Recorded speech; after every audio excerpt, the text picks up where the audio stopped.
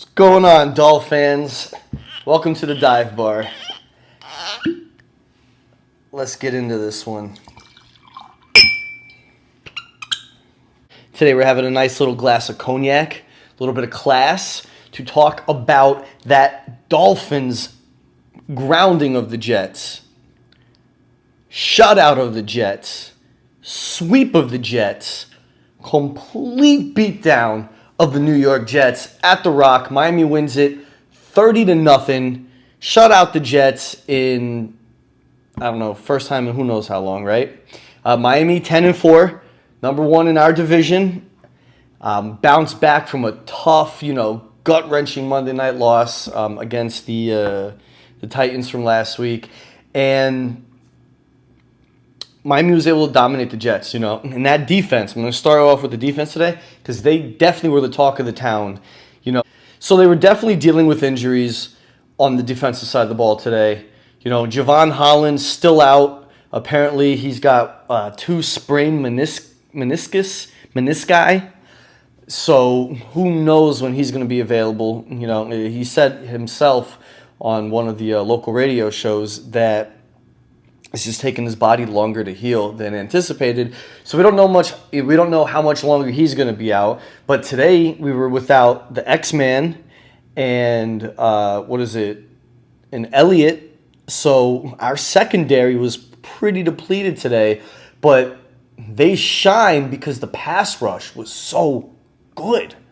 The pressures that Wilkins and Sealer were able to get today. And the man of the match, Bradley Chubb, he was just a ball hawk. He had a nose for the ball. He just an unstoppable motor. And he just wreaked so much havoc that the secondary that was in there was able to shine. Brandon Jones had 2 interceptions today because, Simeon and Wilson, they couldn't wait to get rid of that football. The pressures in the defense were able to get there. The team had 6 sacks on the day. The defense had 6 sacks. And they had 5 of them in the first half. So, if that's any indicator on just how disruptive those guys were today, just destroying that line.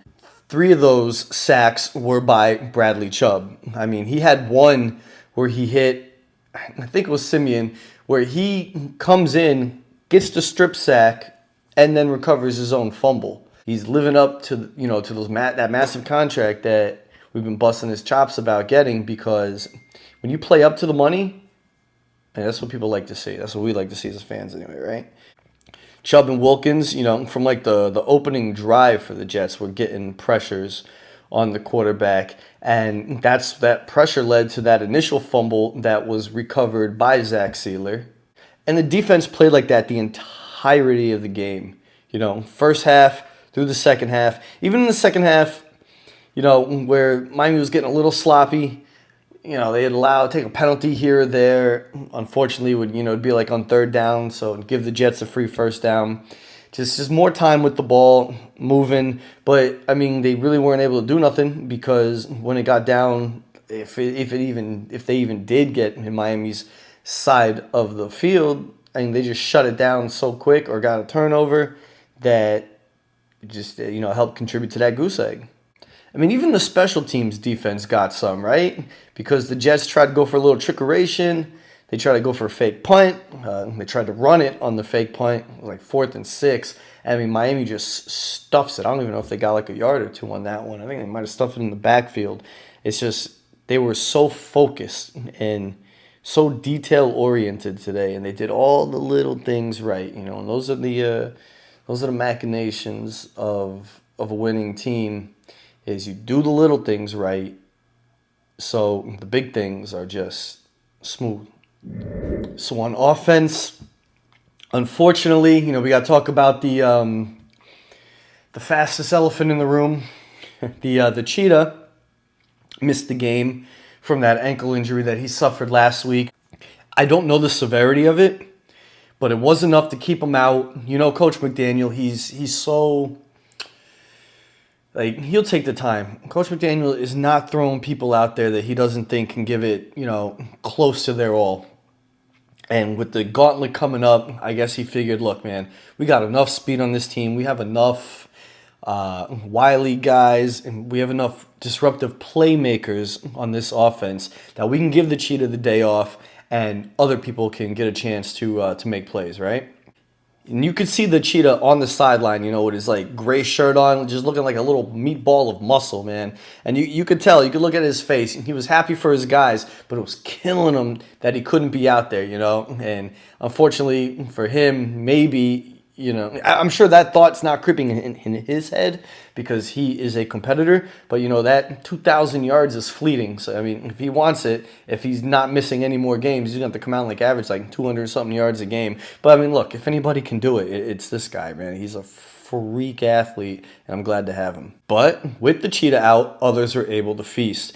And speaking of others, Jalen Waddle finally had his breakout game today. Waddle gets 8 catches, 142 yards, and a touchdown. And that touchdown was a beautiful throw and catch. Deep ball, Tua to Waddle, 60 yards. I mean, just over the top, single coverage, no help. Beats his defender by a mile, all alone over there. Easy catch and touchdown for him. And it was good to see the dance. It's good to see the Waddle. It's good to see Stephen Ross doing the Waddle because, those Waddles have been few and far between.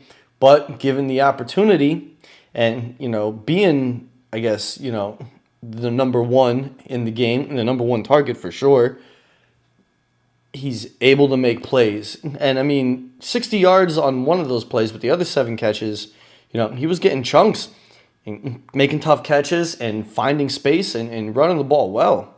Cedric Wilson technically started in the spot where Tyreek Hill does. But, I mean, he really didn't have a good game today. He had 2 catches for 2 yards. So he averaged 1 yard a catch. Just couldn't get him too involved. Brax was able to get a catch. And then, I couldn't believe it, we got a Chase Claypool sighting. I mean, that guy's been on a milk carton for like the last 5-6 weeks. But today he catches like 2 screen passes. He got 2 catches for, 8 yards maybe. It was one play where, of course, you're throwing a fade route, but you're throwing it to, like, the running back, Jeff Wilson Jr. Those are Claypool's routes, designed for those routes. Tua, he didn't have a pedestrian game. He had a, fairly decent game. Oh, I didn't write down his stats, did I? Shit. I mean, Tua, he only had 3 incomplete passes on the game. He went 21 for 24 with 224 yards and a touchdown, averaging 9.3 per pass. I mean, that's not a pedestrian day at all. And that deep ball that he delivered to Waddle, I mean, it was a thing of beauty. Tua throws one of the best deep balls in the league.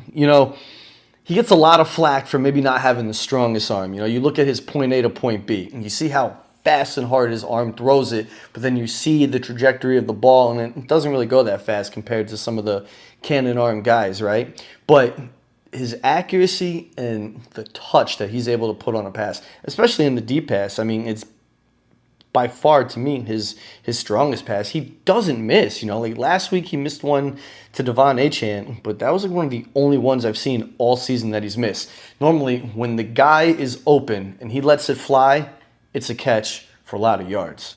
The offensive line, it was really good to have Teron Armstead back.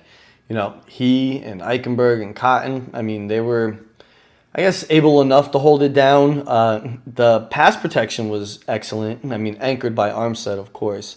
Pass protection was really good. The running protection, in the first half anyway, was a little shoddy. I mean, it was very laborious to run today against the Jets. And Jets got a good interior line. They got a good exterior line. They got good linebackers. It's hard to get, Miami likes to do a lot of pitches, a lot of stretches. They like to zones. They like to run to the outside, And it was hard getting those yards today, especially in the first half. Usually, especially with the injuries to the line, the passing protection has been a little shoddy, and the run blocking has been excellent. But today it was like one of those vice versa situations. I mean, Devon Achane, he only had 9 carries and he got 32 yards, and he was getting those the hard way. It was just hard to find lanes for those guys. Achane had one good run where he popped for a good chunk of yards, but unfortunately that one gets called back by like a holding or an offside call on the O-line. That was their only real problem on that O-line today was, other than really opening lanes for the run block, was just committing penalties. A little more discipline, got to clean a couple things up, but it wasn't a problem. It didn't present a problem today. Raheem Mostert, he was the man today. He didn't run for much. He had 15 carries, 42 yards, but he got 2 touchdowns. He scored his 19th and 20th touchdown, which makes him Miami's single-season record holder for most touchdowns in a year, in a single season, Most by a running back, most on the team. And it's crazy. The dude's got 20 touchdowns on the year, right? The Pittsburgh Steelers have 20 touchdowns as a team. And the Giants have 18 touchdowns as a team. Carolina Panthers 16, and the New York Jets have 13 touchdowns as a team. So this guy has Steelers, G-Men, Panthers, Jets. He has as much as one or more than 3 other teams in the league. And it's just a running back. Just goes to show, if you don't have that man at the 1, if you don't have that QB1 on lock, and a couple good receivers, these guys aren't scoring. We're coming up next week. The gauntlet is in. The Dolphins are at the Rock Christmas Eve, and they got the Cowboys. The Dallas Cowboys are coming to town. Cowboys are 10-4. They're coming off. They got their butts whooped by the Bills today. They lost 31-10. The Bills ran all over them. So Miami is going to need to replicate that because the Bills ran for 266 yards. They're running back. What's his name? Their guy Cook had 179 yards rushing. Allen ran the ball 8 times for 24 yards. Altogether, 266.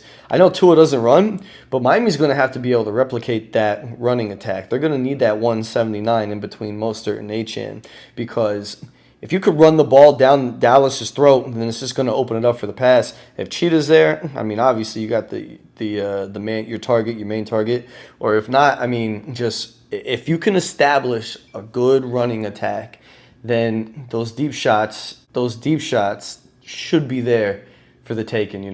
Large chunk plays against the Cowboys, but the line's going to have to fix a couple things, so then you can get those big runs, and then you can pop off with that play action, and then get some deep passes in. That should be a decent game plan, And I don't want to look too far ahead, but we got Buffalo in 3 weeks, and dude, they're getting hot at the right time. Josh Allen's running the ball again, and they're starting to put together a few wins here, and it's going to be such a grueling fight to that line, to the finish line, because we want that division win. Of course I want to be greedy. I want the conference so we can get that bye week and get some more guys healthy, time to rest, whatever. But we need home playoff games. We cannot slip up and let these guys possibly win out.